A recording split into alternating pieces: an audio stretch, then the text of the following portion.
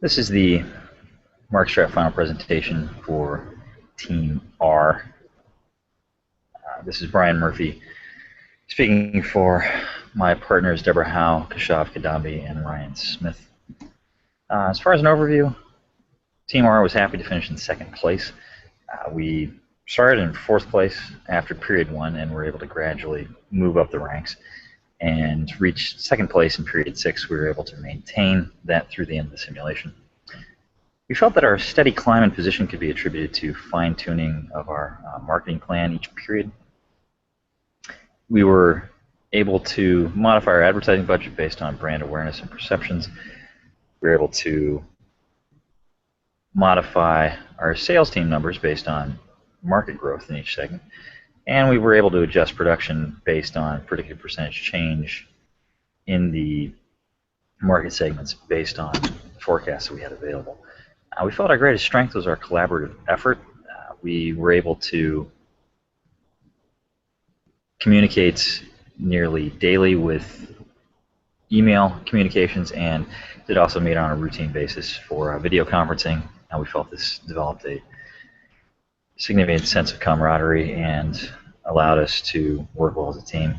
Our biggest weakness was starting off with two very similar products, and unfortunately we did not take advantage of the ability to modify those products early enough. Looking at our company profit and loss statements, you can see that our earnings before taxes increased steadily up until period 6. In period 7 and 8 we did see some declines, but did still see relatively strong revenues.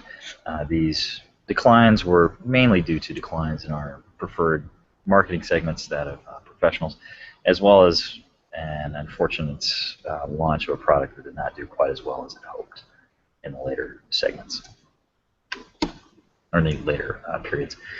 As far as our company revenues were concerned, you can see from the graph here that, again, these mirrored earnings. We were able to see increases up to period 6, and then those fell off somewhat. We still were comfortably in second place by the end of the simulation.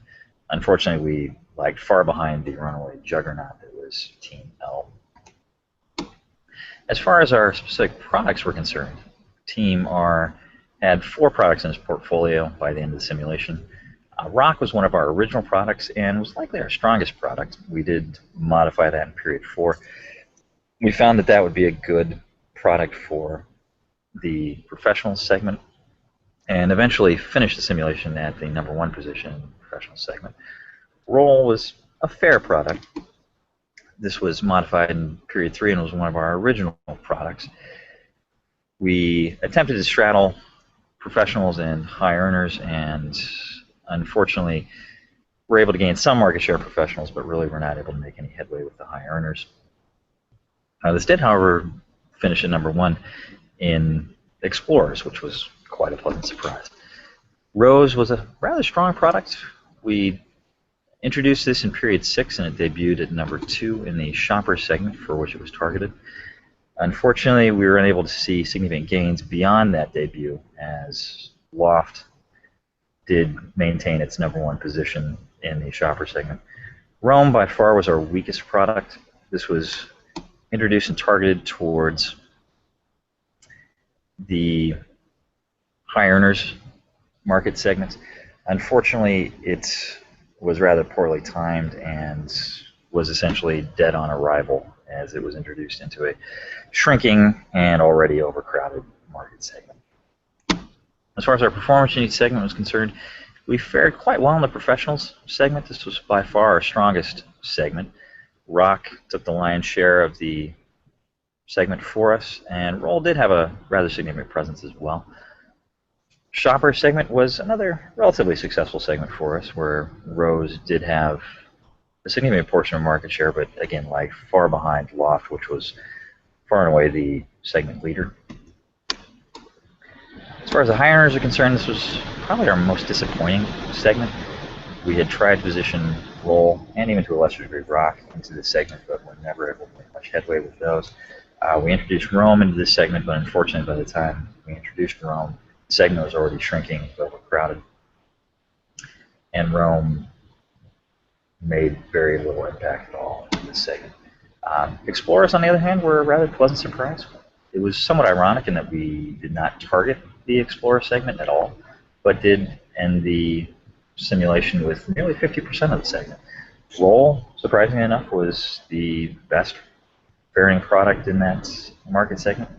Unfortunately, this was a rather small and shrinking segment, so it did not contribute significantly to our bottom line, but again, a very nice surprise. We did not have any products that targeted the savers segment, and unfortunately, that did appear to be a missed opportunity for the team. Lessons learned specifically about Markstrat. We certainly saw some failures as well as some successes, and this led to a few key lessons. Certainly one key lesson was to have a long-term strategy and stick with it. We found that Rock would be a good product for the professional segment and certainly look to market aggressively to that segment and carry that strategy through the simulation. We certainly started off strong in specialty stores and online stores to help with Rock, but then we're able to pivot to mass merchandisers as we introduce rows and as the simulation wore on. Another lesson was certainly to modify product and position early. This was a lesson that was somewhat painfully learned by Team R, and we certainly felt we could have taken better advantage of that in retrospect. Another lesson was to focus on brand awareness and perception with the financials and forecasts. By using the financials and forecasts, we certainly felt we were able to spend our advertising dollars wisely, and we certainly felt we were able to spend appropriately on research and development projects. We certainly found that the financials and forecasts were vitally important to allow us to avoid and minimize the cost of excess inventory, as well as to try to meet maximum demand and to avoid leaving demand unmet for our products. In the graphs here, you can see brand awareness in the industry was relatively good for most of our products. Our top 3 products had brand awareness above 45%, which we felt was quite reasonable. Unfortunately, Rome significantly lagged behind.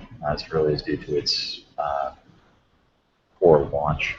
And once it had been launched, our decision to essentially not throw good money after bad for Rome.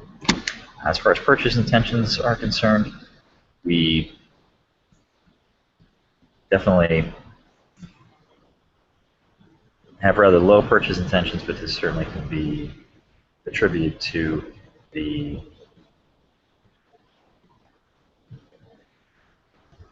products being in rather shrinking segments overall. Regrets, we certainly had a few. We would have done a few things differently. Certainly we would have liked to have modified 1 or 2 of our original products much earlier and tried to differentiate them much earlier than we did. We would have likely introduced rows much earlier to take advantage of the burgeoning shopper segments. We did see some success with rows, but could have enjoyed far more success if we introduced that a few periods earlier.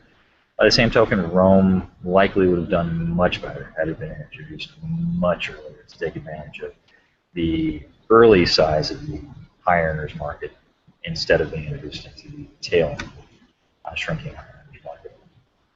And we certainly would have liked to have done a better job anticipating the evolution of the target characteristics and desires of specific segments that we were targeting.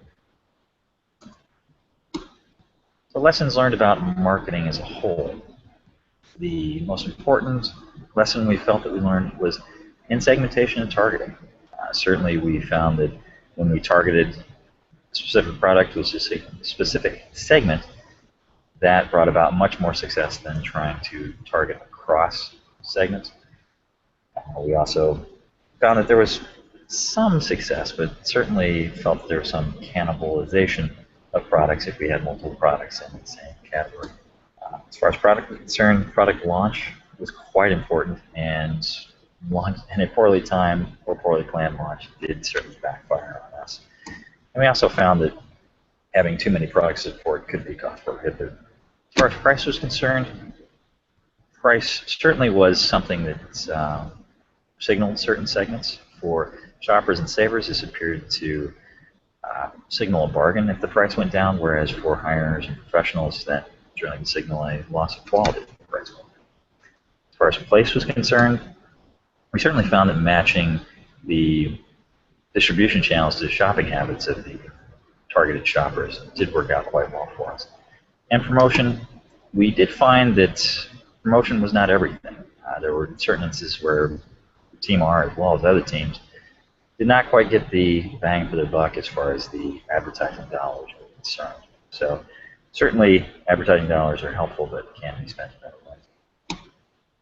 In conclusion, we found that there were a number of keys in evaluating the marketing decisions and a number of things that didn't help with our marketing decisions.